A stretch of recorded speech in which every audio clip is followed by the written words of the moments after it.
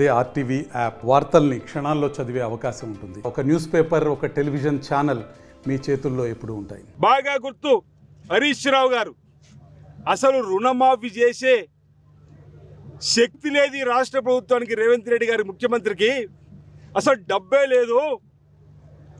ఒకవేళ రైతులు రుణమాఫీ చేస్తే నా ఎమ్మెల్యే పదవికి రాజీనామా చేస్తా, తిరిగి మళ్ళీ ఎమ్మెల్యేగా కూడా పోటీ చేయనన్నాడు. ఆనాడే నేను అన్నా, రేవంత్ రెడ్డి గారు మీరు మానసికంగా సిద్ధంగా ఉండండి, స్పీకర్ ఫార్మెట్లో రాజీనామా తయారు చేసుకోండి అన్న.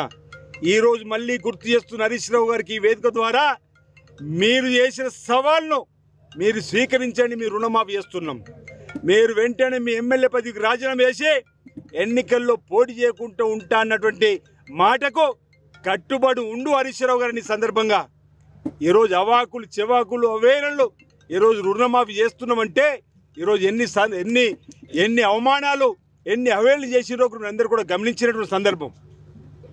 ఎన్ని అవేళలు వచ్చినా, ఎన్నో అవమానాలు చెప్పినా ఈరోజు ఈ ప్రభుత్వం ఈరోజు ఇచ్చిన మాట కట్టుబడి ఉండి రైతులకు ఈరోజు ఈ విధంగా రుణమాఫీ చేస్తున్నమాట సందర్భం చెప్తూ, గత ప్రభుత్వం అనరులకు కట్టబెట్టింది, గుట్టలకు, కొండలకు, కోణలకు, వాగులకు, వంకలకు, రియల్ ఎస్టేట్ వ్యాపారులకు, రియల్ ఎస్టేట్ అయినటువంటి దారులకు కూడా ఈరోజు వాళ్ళు రైతు బంధిస్తే ఈరోజు 4 కోట్ల మధ్య నిర్ణయం కాదు, రైతు భరోసాను రైతులందరినీ కూడా ఇవ్వడానికి ఈరోజు మా డిప్యూటీ సీ బట్టి విక్రమార్క గారు జిల్లాలో పర్యటన చేస్తున్నాం.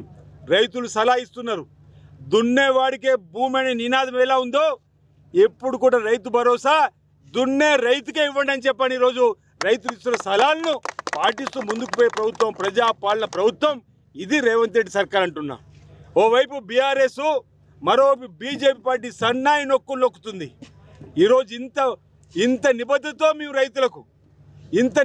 మీరు రైతులకు రుణమాఫీ చేస్తే అక్కడక్కడ హరీష్ రావు, కేటీఆర్, బీజేపీ సంబంధించి కిషన్ రెడ్డో, సంజయో రాష్ట్ర ప్రభుత్వంపై లేనిపోని విమర్శ చేస్తున్నారు. ఈ రోజుకైనా కళ్ళు తెరవండి, మీరు అభినందించండి ప్రభుత్వాన్ని. ఎక్కడైతే రైతు 12/12/2018 సంవత్సరం నుంచి 9/12/2023 లోపల తీసుకున్నటువంటి రైతుకు రుణమాఫీ కాకపోతే చెప్పండి, మేము ఇప్పిస్తామన్న మాట. అర్హులైన ప్రతి ఒక్కరు కూడా 2 లక్షల రూపాయల రైతు రుణమాఫీ చేసి తీరుతామని మాట ఈ సందర్భంగా తెలియజేస్తూ ఈరోజు ఈ పండుగ వాతావరణంలో అందరూ కూడా సంతోషంగా జరుపుతున్నారు. వారందరూ కూడా శుభాకాంక్షల్ని సందర్భంగా తెలియజేస్తా ఉన్నా.